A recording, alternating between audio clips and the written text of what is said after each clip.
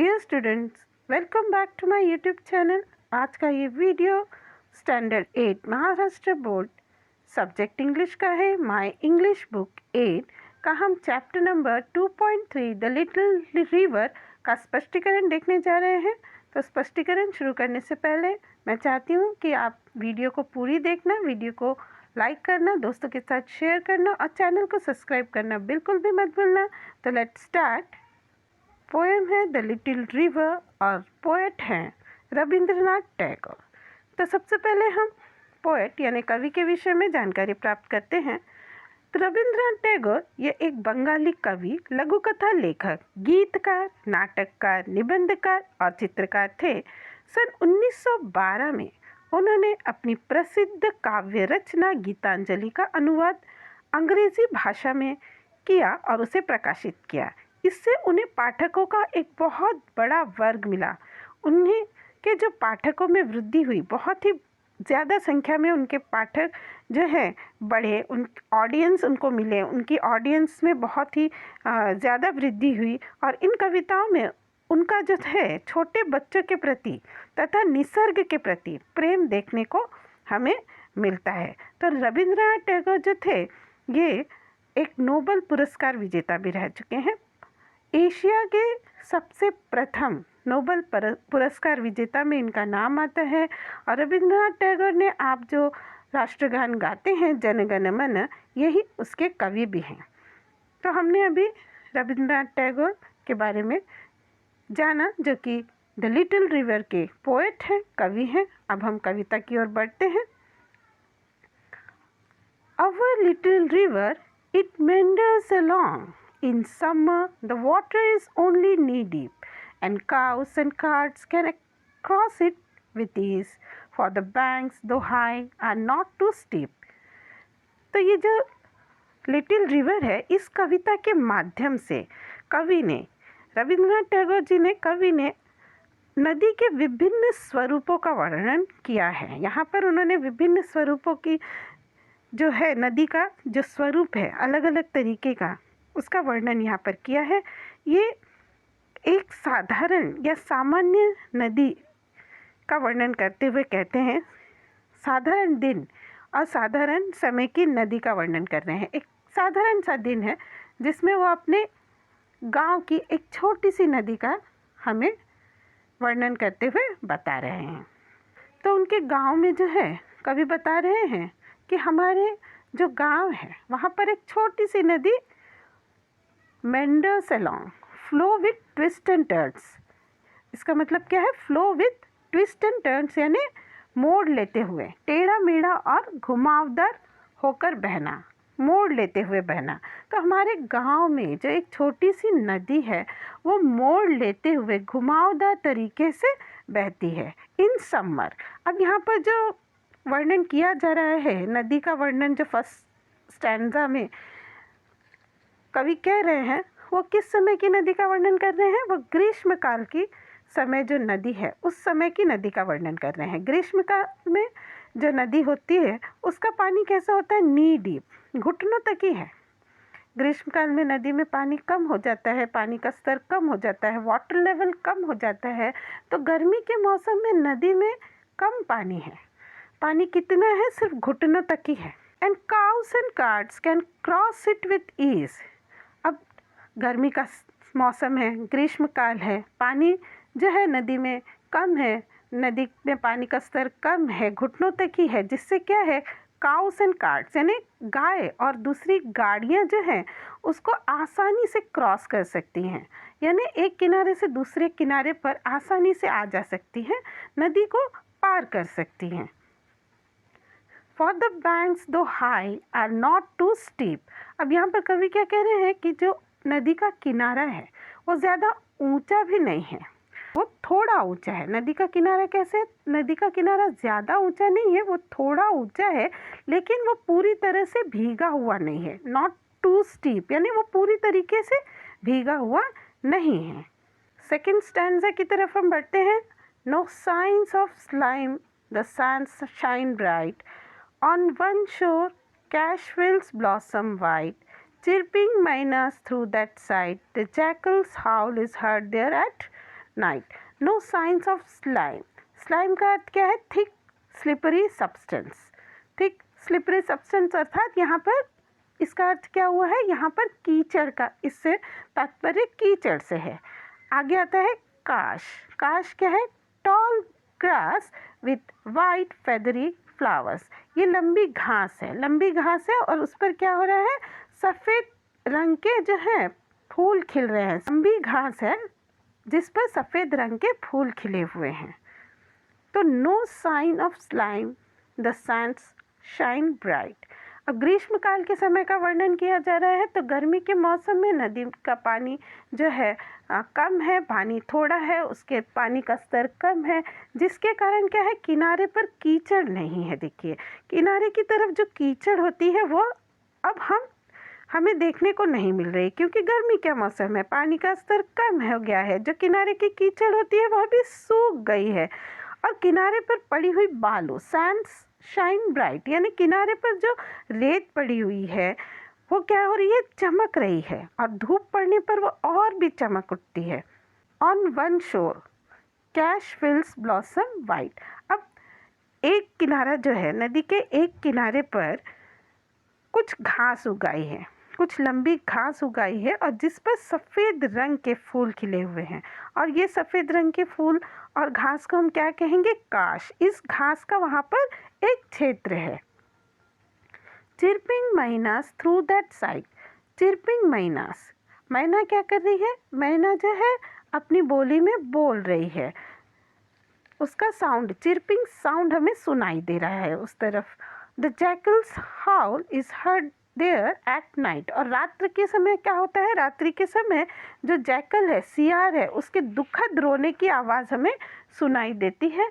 और नदी जो है दोनों को समान रूप से महत्व दे रही है। नदी उन दोनों का समान रूप से स्वागत कर रही है। Across lie groves of mango and palm. The village priests dwell in their cool shade. Girls and boys bathe close to the bank, splashing with their gamchas as they wade. यहाँ पर क्या है? गमछास। गमछास क्या है? Thin cotton towels. जो एक पतली सूती कपड़ा होता है उसे क्या कहते हैं? गमछा कहते हैं। Wade, wade walk in a source of water where it is not deep. ऐसी जगह पर, पानी के ऐसी जगह पर चलना जहाँ पर जो पानी है वो ज़्यादा गहराई में नहीं है, पानी का जो स्तर है, पानी की जो गहराई है वो कम है, ऐसी जगह पर चलना, वहाँ पर पानी ज़्यादा गहरा नहीं होता है। Across lies groves of mango and palm. Groves, groves क्या है? एक पेड़ को नहीं, बहुत सारे पेड़ होते हैं तो वहाँ पर उसको हम क्या कहते हैं? ग्रूव्स। तो वहाँ पर क्या है? मैंगो और पाम के, मैंगो और पाम यानी ताड़, आम और ताड़ के जो है बहुत सारे वृक्ष हैं। उसकी एक वृक्ष वाटिका है, एक किनारे पर आम और ताड़ की वृक्ष वाटिका है, छोटा सा उपवन मान लीजिए। वहाँ पर क्या होता है? The village priest dwell in the cool shade. वहाँ पर जो गांव का जो मंदिर के प्रीस्ट या पुजारी हैं वो वहाँ पर जाकर उसके छाया में, शीतल ठंडी छाया में बैठते हैं, आराम करते हैं। Girls and boys bathe close to the bank. और लड़के और लड़कियां क्या करते हैं? नदी के किनारे स्नान करते हैं। Splashing with their gamchhas as they wade. Splashing यानी छींटे उड़ाना ना, छींटे उड़ाई जाती है ना, छिड़कना। तो वो लोग क्या करते हैं? जो उनका गमछा होता है, जो पतला सूती कपड़ा होता है गमछा, उससे क्या करते हैं? पानी की छींटे उड़ाते फिरते चलते हैं। आगे का स्टैंजा हम देखते हैं। At dusk and dawn, once their bath is done, they deep washcloths entrap small fish. To their household tasks, their wives return, having used river sand to score each dish. अब यहाँ पर कवि बता रहा है कि बच्चे और महिलाएं नदी के किनारे आकर क्या क्या कार्य करती हैं। At dusk and dawn यानी सूर्योदय और सूर्यास्त के समय, जब सुबह और शाम पर बच्चों का नहाना हो जाता है, सुबह और शाम को नहाने के बाद यानी बच्चे जब स्नान कर लेते हैं तो वो अपने कपड़ों का उपयोग छोटी छोटी मछलियों को पकड़ने के लिए करते हैं। वॉश क्लॉथ्स का मतलब क्या होता है? जेब। तो वो जो कपड़ा होता है, कपड़े से एक तरह की जेब बनाते हैं और क्या करते हैं? मछलियों को पकड़ने की कोशिश करते हैं। To their household tasks the wives return, और जो घर की महिलाएं होती हैं वो अपने घर के कार्य करने के लिए वापस आ रही होती हैं। स्त्रियां अपना घर का काम करने के लिए वापस जा रही होती हैं। अपने बर्तन धोने के लिए वे नदी की जो रेत है उसका प्रयोग करती हैं। देखिए, having used river sand to scour each dish. अब यहाँ पर बताया गया है स्कोर यानी स्क्रब। आपने अपने घर में भी देखा होगा, आपकी मम्मी जो है स्क्रब से बर्तन जो है मांजती हैं। स्क्रब क्या होता है? स्क्रब एक खुरदुरा कपड़ा होता है जिसे हम बर्तन मांजते हैं। तो उसके खुरदुरा होने से क्या होता है, बर्तन जो है आसानी से साफ हो जाते हैं। और उसी तरीके क्या होती है, रेत होती है। रेत से क्या करती हैं वो महिलाएं जो हैं अपने जो भी बर्तन हैं वो यहाँ पर मांज कर अपने घर ले जाती हैं। आगे के स्टैंजा में कवि आषाढ़ के वक्त की नदी का वर्णन कर रहे हैं। आषाढ़ के समय की जो नदी है उसका वर्णन किया जा रहा है। इन आषाढ़ clouds gather, the water rises, the rivers in spate, the current grows strong, the air is rife with babbling sounds as the muddy torrent swirls along. The woods on shore stir to life again, and our village wakens to celebrate the rain. यहाँ पर देखिए आषाढ़ के समय की नदी का वर्णन हो रहा है कि अभी तक जो शांत रहने वाली नदी थी, अभी तक वो शांत थी। ग्रीष्मकाल में शांत रहने वाली नदी आषाढ़ के समय में क्या कर लेती है, अपना रौद्र रूप धारण कर लेती है। उसके रौद्र रूप में देखिए क्या होता है, इन आषाढ़ क्या होता है, बादल छा जाते हैं, आकाश में बादल छा जाते हैं और पानी बरसता है। तो नदी का स्तर क्या हो जाता है, नदी का जो स्तर है, पानी का स्तर है वो बढ़ जाता है। वाटर राइजेस, नदी में पानी का स्तर बढ़ जाता है। नदी में पानी में अचानक आई हुई वृद्धि से बाढ़ आ जाती है और पानी भी तीव्रता से फ्लो करता है। इन स्पेट यानी इस sudden flood in a river. आषाढ़ के समय वर्षा होने के कारण नदी में पानी का स्तर बढ़ जाता है और नदी में क्या होता है, बाढ़ आ जाती है और उससे क्या होता है, वो बहुत ही तीव्र गति से बहने लगती है। पानी बहुत ही तीव्र गति से बहने लगता है। The air is rife with babbling sound. Rife का मतलब क्या होता है, देखिए राइफ जो है वो फुल ऑफ, पूर्ण रूप से भरा हुआ, तेजी से। राइफ का मतलब होता है तेजी से। तो हवा जो है, हवा भी बहुत ही तेजी से बहने लगती है। उसकी तेज से बहने के कारण उसकी तीव्रता इतनी अधिक होती है कि वो आवाज़ करते हुए बहती है। ऐसे लगता है कि वो बैबलिंग यानी बड़बड़ाती हुई बहती है। साउंड, बैबलिंग यानी बड़बड़ाना, साउंड यानी आवाज़। तो उसकी आवाज़ कैसे लगती है, जैसे वो किसी से बड़बड़ा रही हो। इतनी तीव्र गति से हवा भी बहती है कि उसकी आवाज़ हमें बड़बड़ाहट की तरह सुनाई देती है। As the muddy torrent swills along. Torrent का अर्थ क्या होता है, रैपिड फ्लो ऑफ वाटर, यानी बहुत ही तीव्र गति से पानी का बहना। जब बहुत ही तीव्र गति से पानी बहता है तो उसके साथ कभी कभी आपने देखा होगा, शुरू जब वर्षा शुरू होती है, शुरुआत की वर्षा जो होती है, तो उसके साथ मड्डी यानी मिट्टी भी कभी कभी आती है। वो अपने साथ गंदा पानी भी बहा कर लाती है। तो उसकी जो तीव्रता है इतनी अधिक है कि उसमें मट्टी भी आ रही है और उसकी तीव्रता से क्या हो रहा है, भंवर बन रहे हैं। स्विल्स अलोंग, तो उसकी तीव्रता, पानी का बहाव इतना तेज है कि वो अपने साथ भंवर बना रही है।